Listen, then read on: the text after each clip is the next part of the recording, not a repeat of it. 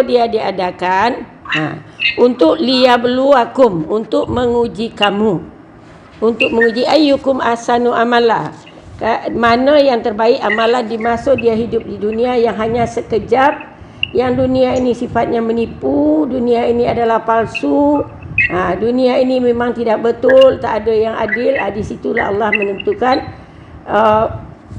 Allah menguji kita mana yang terbaik di masa di dunia itu. Karena walaupun dunia ini tidak ada, dia adalah menipu, dia adalah patut kita jauhi. Tolong matikan siapa yang hidup apanya tu, yang masih hidup mic dia. Oh, ini siapa yang masih hidup mic dia, tolong matikan tu berbunyi-bunyi tu. Jadi dia jadikan kehidupan itu adalah sebagai ladang untuk kehidupan akhirat, sebagai tempat menanam. Yang tak menanam, macam mana kita boleh nak dapat bahagia di akhirat? Itu dia diuji di dunia. Itu ujian dibagi Allah. Itu yang didahulukan, khalaqal mauta. Dia jadikan kematian. Jadi kita mati dulu, kemudian kita dihidupkan, baru kita dimatikan untuk masuk ke darul jaza, kepada balasan dari apa yang kita buat selama kita hidup di dunia ini. Halo, siapa yang masih hidup mic dia tu? Tolong offkan mic. Tolong offkan mic. Dia tengok di dalam apa tu? Apa ni ya? Tanda ini coba. Cik Hafsah, tolong matikan. Ni tak nampak di sini.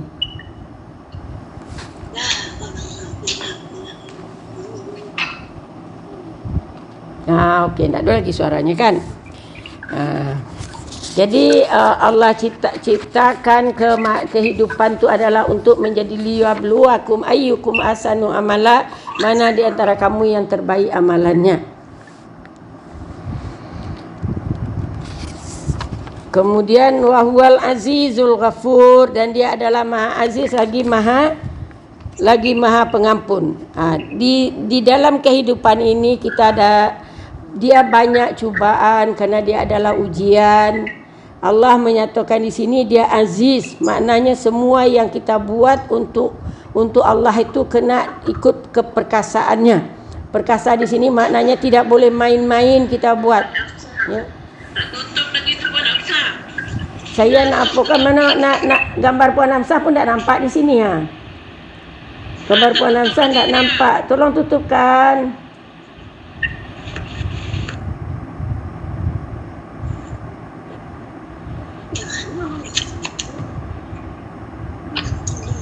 Cuba dah tengok tu. Mana gambar Puan Hamsah? Ni Hamsah, Puan Hamsah ya. Dah biar saya tutup. Okey. Oh, enggak juga, belum dah. Okey. Tak ada terdengar lagi. Okey, jadi Allah jadikan allazi khalaqa tadi wa huwal azizul ghafur. Aziz, apa makna aziz di sini? Allah Maha Perkasa, maknanya Allah menyuruh kita melakukan segala sesuatu itu adalah dengan bersungguh-sungguh, tak boleh main-main, ya. Tak boleh main-main. Kemudian penuh disiplin. Kalau main-main dia akan azab. Kita salat tak boleh main-main, kita puasa tak boleh main-main, kita hidup tak boleh main-main. Dalam berniaga tak boleh main-main, tak boleh buat sesuka hati. Ada aturan-aturan yang dibagi oleh Allah. Jadi ada ketentuan dan aturan yang dibagi oleh Allah. Itu maknanya itu Allah tu aziz. Kita mesti berjalan mengikut peraturannya. Ya. Tetapi macam mana pun kadang-kadang kita berusaha untuk menjadi ahsanu amala, kita berusaha untuk membuat yang terbaik, namun kadang-kadang kita tersilap juga. Dengan kesilapan kita tadi, Allah menyatakan Ghafur, dia Maha Pengampun, ya. Jadi dia Maha Pengampun. Jadi dia Maha Aziz, maknanya segala satu buat dengan serius, dengan sebaik-baiknya. Tetapi kalau tersalah kita tak mampu untuk membuat yang terbaik, maka dia adalah Maha Pengampun. Umpamanya kita nak salat dengan cara yang baik, dengan cara yang betul, tapi badan kita tak sihat, tak dapat kita buat dengan betul, maka Allah tu Ghafur. Jadi Maha Pengampun, nampak kasih sayang Allah di sini. Dan kemudian allazi khalaqa sab'a samawatin tibaqa. Allah ciptakan langit, yang menciptakan langit 7 lapis langit secara bertingkat-tingkat, tibaqa, bertingkat-tingkat. Apa maksud tingkat tu kita tak faham, ya. Hanya Allah yang tahu. Apakah tingkat tu langit pertama, langit kedua, langit ketiga, tak tahu. Ataupun langit tu besar, kemudian kita yang paling kecil, yang paling dekat, jauh daripada kita sikit, itu yang kedua dan yang ketiganya. Jadi kita tak tahu macam mana maksud daripada tibaqa tu, bertingkat-tingkat tadi tu. Ma tara fil khalqir rahmani min tafawut. Kamu tak tengok dalam kejadian atau cipta yang dicipta oleh Allah tu, tak ada sebarang yang terjadi pertikaian. Semuanya cantik, semuanya baik, tak ada pertikaian. Farji'il basara hal tara min futur. Kamu lihatlah, kembalilah kamu melihat, kembali kamu selidiki, kembali kamu pikirkan, kamu tilik, adakah yang janggal dalam yang dijadikan oleh Allah? Tak ada benda yang janggal. Semuanya adalah tepat, semuanya adalah cantik. Kita lihat kecantikan bunga umpamanya, kita lihat kecantikan binatang, kita lihat kecantikan alam, semuanya itu dijadikan Allah, semuanya adalah dalam keadaan cantik dan teratur. Ya, jadi kalau dilihat pada langit di sini, 7 lapis langit tu, kita tengok bintang, bintang yang beribu banyaknya bintang tadi. Bintang yang paling dekat adalah matahari, itu bintang paling dekat. Kalau kita nak pergi ke matahari itu 20 tahun cahaya baru kita boleh dapat pergi ke matahari dengan kecepatan berapa puluh ribu kilometer satu detik. Itu bintang yang paling dekat. Dan bulan ni dekat sangat dengan kita. Dekat sangat dengan kita. Tapi kalau kita lihat bulan kadang-kadang sama aja dengan matahari besarnya. Kenapa nampak sama besar, dan apakah betul sama besar bulan dengan matahari itu? Sedangkan bulan tu dia kecil je, tapi dia nampak besar kerana dia dekat.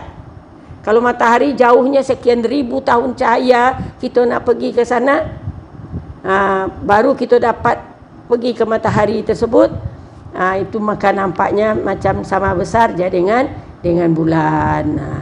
Tapi macam mana pun nampak bagi kita, dan semuanya tak ada yang janggal, ya. Tak ada, ciptaan Allah tu tak ada janggal. Jadi farji'il basara, kata Allah, tengoklah balik, perhatikanlah balik, hal tara min futur, adakah kamu lihat sebarang kejanggalan daripada apa yang diciptakan oleh Allah.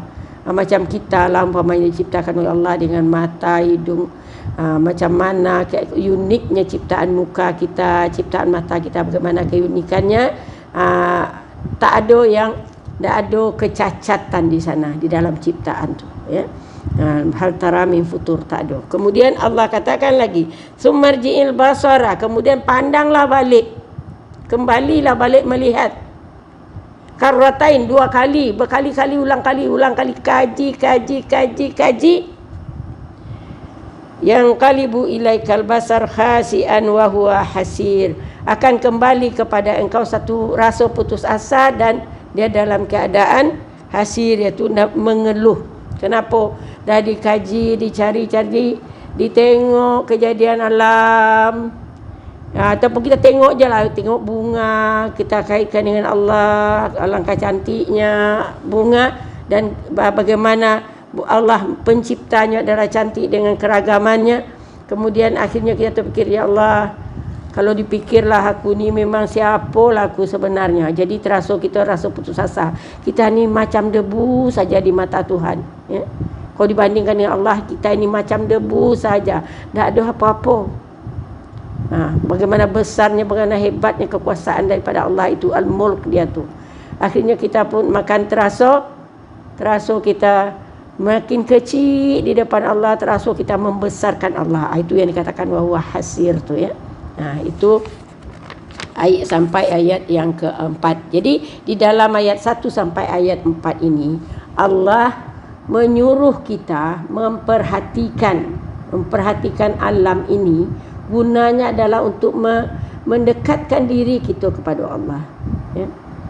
Dengan mata kita, dengan telinga kita, kita perhatikan alam tadi supaya kita dapat dengan ada alam tu kita dapat kaitkan kekuasaan Allah tadi. Jangan kita nampak, oi cantiknya bunga ni. Cantiknya. Oi cantiknya binatang ini, cantiknya benda ini. Yang nampak cantik je. Tapi tidak ada teringat bagaimana cantiknya yang mencipta. Bagaimana kuasa yang mencipta. Jadi di dalam ayat ni Allah bagi kita ingatan bahawa perhatikanlah alam itu, kemudian engkau dekatkan diri aku dengan engkau. Masuk engkau ke dalam ciptaan tu dijadikan sebagai bahan untuk dapat kita mendekatkan diri kepada Allah. Ya, itu dalam ayat 1 sampai ayat 4. Ya, dan sekarang kita masuk pada ayat yang kelima. Ya, kita masuk pada ayat yang kelima. Kita mengenai dunia, ya. Kita baca bersama, ya. Kita baca sampai munzir telah lam yatikum munzir. Okey. A'udzu billahi minasyaitonir rajim. Bismillahirrahmanirrahim.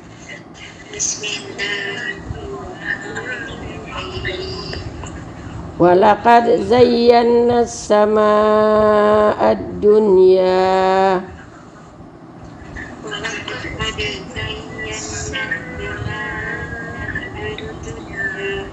bimasabih wa ja'alnaha rujuman lis-syayatin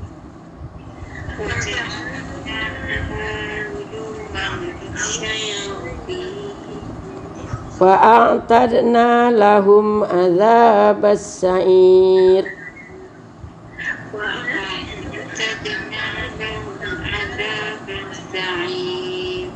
walilladzina kafaru birabbihim adzabu jahannam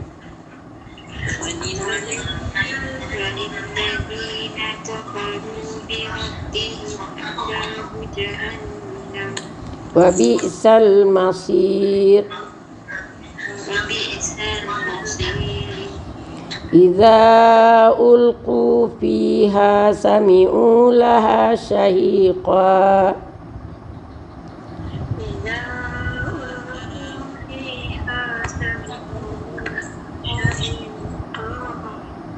sami'u laha shahiqan wa hiya tafur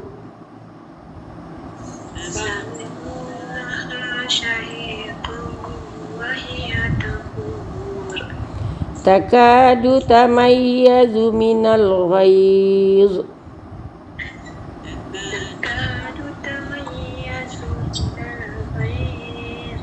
kullama ulqiya fiha fawj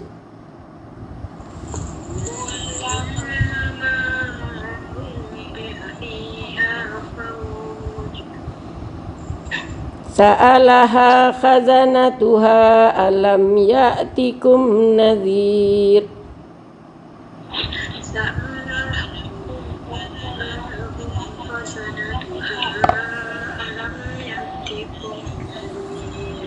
Sadaqallahul azim.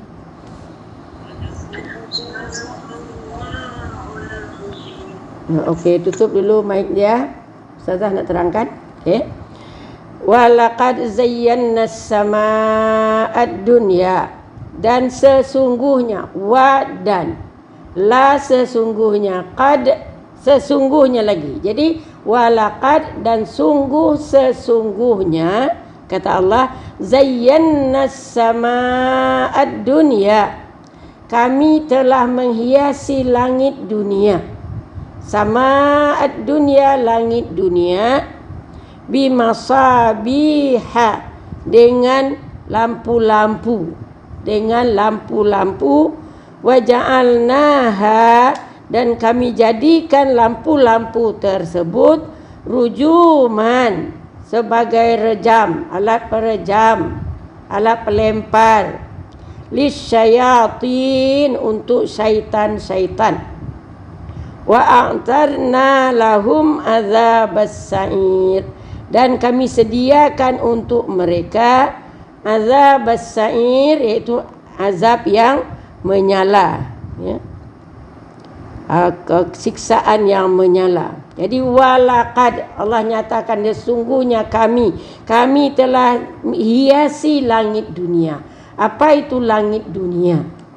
Langit dunia adalah cakrawala yang kita lihat sekarang ini. Keluasan cakrawala tu tak dapat kita berapa kali, berapa generasi kita hidup tak dapat sampai dari kita mengelilingi cakrawala itu, ya. Berapa keluasan daripada cakrawala. Kalau adalah tengok satu buku, dia kata keluasannya adalah jika manusia menyeberangi alam semesta dengan menggunakan pesawat ulang-alik berkecepatan 20,000 km per jam, maka waktu yang diperlukan adalah sekitar 1.62 miliar tahun. 1.62 miliar tahun kita baru sampai dari ujung ke ujung, di cakrawala. Macam itu benarlah luasnya cakrawala yang sama dunia tu, langit dunia, ya. Langit dunia. Jadi kami hiasi langit dunia yang sangat luas itu dengan masabih. Masabih itu adalah jamak kepada misbah. Al-misbah tu maknanya lampu. Masabih tu lampu-lampu. Apa tu lampu-lampu tu? Lampu-lampu tu adalah bintang-bintang yang ada di langit, ya, bintang-bintang dia ada di langit. Yang bintang yang nampak kita tengok dialah memang macam kelap-kelip bintang di langit. Kalau malam bulan sedang tak ada, nampak bintang kecil-kecil. Tapi apakah bintang tu betul kecil? Bintang tu adalah benda-benda raksasa, benda-benda besar yang ada di langit, yang kadang-kadang besarnya 1,000,000 kali daripada matahari. Macam itu benar. Kalau matahari itu besarnya 1,000,000 kali daripada bumi. Dan bintang tu, satu bintang tu kadang-kadang 1,000,000 kali daripada matahari besarnya. Tak tahu kita macam mana besarnya bintang-bintang yang ada di langit dan berapa banyaknya bintang tadi. Tapi Allah nyatakan di sini dia macam masabih, sebagai lampu-lampu yang mengindahkan sebagai perhiasan kepada langit dunia tadi. Itu langit yang paling dekat dengan kita, ya. Langit yang paling dekat dengan kita. Dunia maknanya dekat. Kalau kita lihat dunia, kalau kita tengok pada hukum tajwid lah kan, nun dengan ya, kalau selepas nun mati, lepas tu ya dia masuk idgham al-ghunnah kan. Termasuk idgham ma'al ghunnah duya patutnya, tetapi ini tidak. Itu disebut sebagai izhar mutlak. Jadi nunnya dijelaskan dunya. Dunya tu maknanya dekat. Jadi dekatnya langit tu, tahulah kita bagaimana keluasannya tu. Keluasan langit.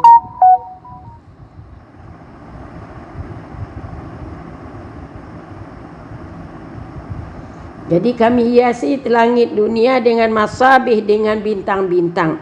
Kemudian bintang-bintang tu waja'alnaha, kami jadikan bintang itu adalah rujuman, sebagai alat pelempar daripada syaitan. Ini ada satu tafsiran yang mengatakan dia adalah sebagai alat pelempar.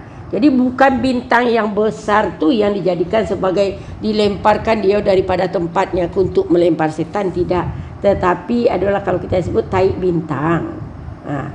Taib bintang, iaitu pecahan-pecahan bintang. Bagaimana sampai terjadi taib bintang tu?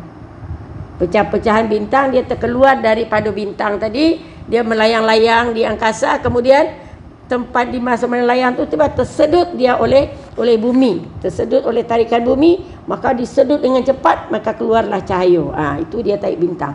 Itu yang untuk rujuman lisyayatin, untuk merejam syaitan. Syaitan yang maksud nak mengacau hidup manusia direjam dengan bintang, dengan taib bintang tadi tu. Ataupun macam percikan-percikan api lah gitu, bunga api. Jadi bunga api yang besar tu dia apakan dilemparkan untuk kepada syaitan. Itu satu. Dan ada yang mengatakan bahwasanya maksud dengan rujuman lisyayatin tu, bintang-bintang yang ada di langit tu Allah katakan gunanya adalah untuk menjadi hiasan langit. Kemudian dia adalah untuk perejam setan. Dan yang ketiga dia adalah sebagai pedoman untuk orang-orang yang bermusafir. Ya, pedoman untuk orang musafir untuk membuat hisapan takwim, untuk membuat takwim juga. Tetapi ada orang ahli-ahli nujum, ahli-ahli nujum menyatakan orang di dunia ini ada kaitannya dengan bintang. Itu adalah dia yang berbintang bintang Leo, bintang Capricorn, bintang Libra, macam-macam bintang. Dijadikannya lah bintang-bintang yang ada di langit itu sebagai alat baginya untuk membuat nujum, untuk membuat ramalan-ramalan. Ramalan-ramalannya itu ahli-ahli nujum tu dikatakan Allah sebagai syayatin. Jadi waja'alnaha, dan kami jadikan bintang-bintang tadi itu menjadi ramalan-ramalan bagi syaitan-syaitan yang ada di muka bumi ini. Orang yang membuat-buat ramalan, macam kalau orang yang dalam bintang ini, kalau dululah kita kan, ingat saya masa muda-muda dulu, kalau ini bintang kita bintang apa, lahir dari bulan berapa, ini bintang kita. Pagi-pagi tengok surat khabar, tengok dulu ramalan bintang. Syirik kita sebenarnya. Tengok ramalan bintang. Tunggu-tunggulah apa yang diramalkan. Hari ini anda akan menerima, akan mendapat satu hadiah yang besar. Ataupun hari ini akan ada bencana. Macamlah tahu bintang. Jadi itu ramalan-ramalan daripada ahli-ahli nujum. Itu disebut sebagai syaitan. Itu tafsiran yang kedua daripada rujuman lisyayatin tadi. Rujuman lisyayatin maknanya menjadi alat untuk ramalan bagi orang-orang yang setan-setan, iaitu peramal-peramal yang ada di muka bumi ini. Dikaitkannya orang tu dengan bintang-bintang tadi. Tapi sebenarnya maksud rujuman tu ada yang memang menyatakan rujuman dia adalah sebagai panah, dia sebagai panah ataupun alat untuk melempar syaitan. Kenapa syaitan tu dilempar? Ada di dalam ayat lagi dinyatakan bahwasanya syaitan ni, kalau kita lihat tingkat-tingkat langit yang ada. Langit pertama ni, langit dunia ni kita yang mampukan dalam 3 dimensi. Kemudian langit yang kedua didiami oleh syaitan atau jin. Syaitan atau jin tu kita tak nampak, tetapi syaitan jin tu menampak kita. Tu langit yang kedua, dia dalam dimensi yang keempat. Tu adalah yang berpendapat macam tu. Kemudian di langit yang ketiganya adalah termasuk sudah daripada 3 sampai ke 7 adalah tu malaikat. Jadi kadang-kadang malaikat bermesyuarat. Allahu Akbar, Allahu Akbar.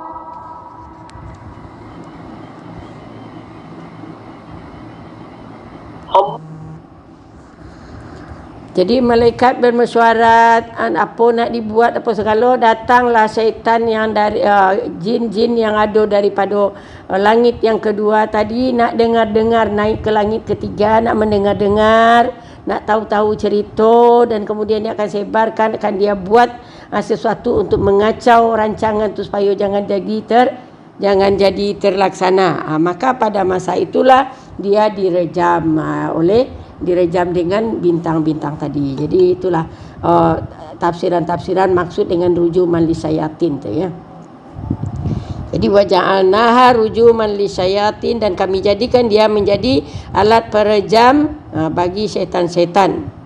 Wa a'tadna lahum azabas sa'ir, dan kami sediakan untuk mereka itu azab yang sa'ir, yang menyala, api yang menyala. Jadi maknanya syaitan ni bukannya di dunia saja dia diazab, tetapi di akhirat. Di akhirat pun dia akan diazab dengan azab sa'ir, iaitu api yang menyala, dimasukkan ke dalam neraka. Ini bagi orang yang bagi syaitan. Syaitan tu ada memang syaitan daripada jin, dan ada syaitan tu daripada manusia. Jadi manusia yang kerjanya dia meramal-ramal, ahli-ahli nujum, macam-macam ramalannya itu digelar juga sebagai syaitan. Orang-orang yang kafir itu juga digelar juga sebagai syaitan. Maka orang tu nanti akan a'tadna lahum azabas sa'ir. Kami sediakan untuk mereka azab yang menyala. Kemudian walillazina kafaru bi rabbihim, dan bagi orang-orang yang kufur dengan Tuhan mereka, kerana Allah telah ciptakan manusia, Allah telah turunkan hidayah, petunjuk, Allah telah turunkan pedoman, tapi mereka kafir, kufur bi rabbihim, azabu jahannam, disediakan bagi mereka azab neraka jahannam. Tapi bagi setan azab as-sa'ir, bagi orang kafir azab jahannam. Tapi yang mana yang lebih pedih wallahu alam. Namun neraka semuanya adalah tetap darus siksa ya. Rumah siksaan atau kampung siksaan bagi makhluk. Wa bi'sal masir, dan ini adalah sejahat-jahat tempat kembali, seburuk-buruk tempat kembali. Itu dia disediakan bagi orang yang kafir dengan bi rabbihim, dengan Tuhan mereka. Jadi bagaimana keadaan neraka tadi? Azabu jahannam, mereka dengan neraka. Bagaimana dengan as-sa'ir tadi juga? Bagaimana keadaannya dalam ayat ini? Idza ulqu fiha, apabila dilemparkan ke dalamnya, sami'u laha syahiqan wa yatafur, mereka mendengar mereka di dalamnya itu ada syahiqan, ada jeritan-jeritan, wahia tafur, dan neraka itu menggelegak. Jadi kalau orang dimasuk dalam neraka, bagaimana bunyi neraka yang bergejolak-gejolak tu, di samping tu terdengar jeritan-jeritan manusia yang diazab di dalamnya. Itu keadaan daripada api neraka tadi. Yang bagi orang-orang yang kufur kepada azab kepada Allah SWT. Jadi walillazina kafaru, dan bagi orang-orang yang kafir, orang yang ingkar dengan Tuhan mereka, azabu jahannam, disediakan azab neraka jahannam, wa bi'sal masir, memang tempat kembali yang paling buruk. Tempat kembali yang paling buruk. Jadi dikaitkan dunia ini dengan akhirat. Dikaitkan dunia dengan akhirat, itu yang kufur di dunia, di akhirat dia akan diazab dengan azab yang masir, yang sangat buruk.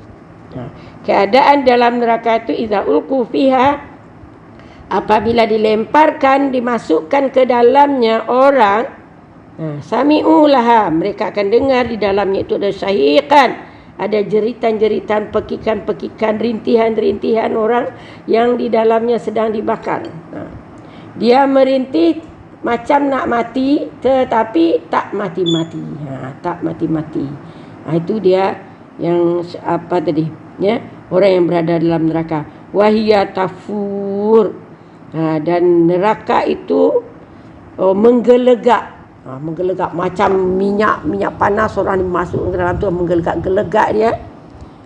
Kadang-kadang kerana gelegaknya tu, berapa luasnya neraka, berapa ramainya orang yang diazab dalam neraka itu, tetapi di sini dinyatakan takadu tamayyazu minal ghaiz, hampir-hampir dia melimpah-limpah dari sangat marah, hampir dia meledak ya.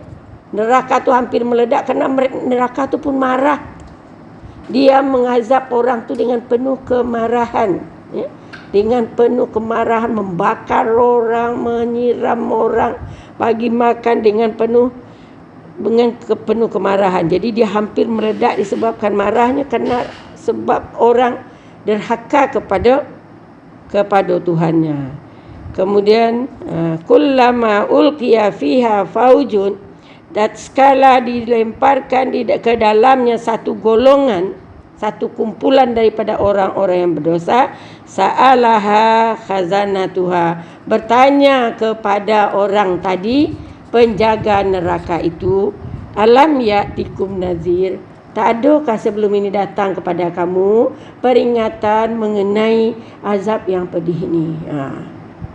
Tak adakah dulu terdengar peringatan? Kenapa kamu sampai masuk ke dalam neraka ni? Berkumpulan-kumpulan tu dimasukkan. Penjaga neraka pun sebenarnya tak senang juga tu. Neraka tu tak senang dia membuat kerjanya tu. Memang dengan marah dia buat, inilah orang yang berdosa dulu.